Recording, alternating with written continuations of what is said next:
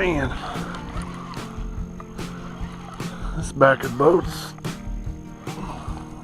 putting the hurtins on. Putting the hurtins on. Oh man.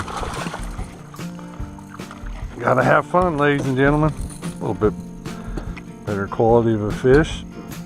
Well, quality and red rock.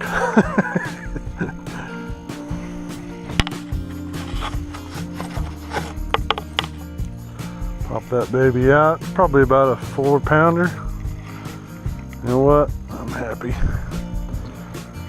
Got 2 fish. At the back of the boat now. These little guys, and they're so cute. Fun to catch.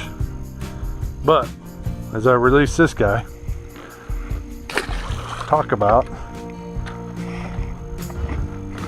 the situation. And the situation is, I've made 1 drift. We're going on about 35 minutes, maybe 35 minutes we're going on. And one thing I've realized is that I've caught 2 fish at the back of this rod. So what I'm going to end up doing is probably get a new bait. That's what I'm going to do, is get a new bait first before I do anything. But one thing I noticed, so this rod has always been at 30 foot. The other 2 are at 100 before I even put on the pointer boards. So when fishing, you have to take all these things into consideration. Okay, so why are they biting this? Why are they biting this rod? Is the sinker line longer? Is it because they have rattles? Is it because the position of my float, where it's at? Of course, right now, where it's dragging, my baits are going to be more off the bottom. So what we're going to do is we're going to set this one back out at 30 foot again. Reel it in.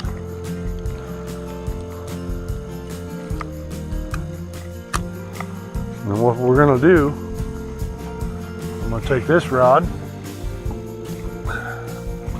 release the planer board. I love how them things just skim across the water like that. You got to fight them when reeling in your poles. Well, I'll be darned, we're on credit. I had a couple hits on that, but I wasn't sure. So, but I did notice that a lot of our bites came at the back of the boat. At least the ones that got hooked up came through the back of the boat. So now this is set up basically the same as that. My bait's going to be off the bottom. So what we're going to do is we're going to put on a new piece of bait. We're going to cast this pole out 30 foot. Then we're going to add the planer board on and do another 100 foot. That way the angle from the planer board to 30 foot is going to be about the same as this angle is from the boat down.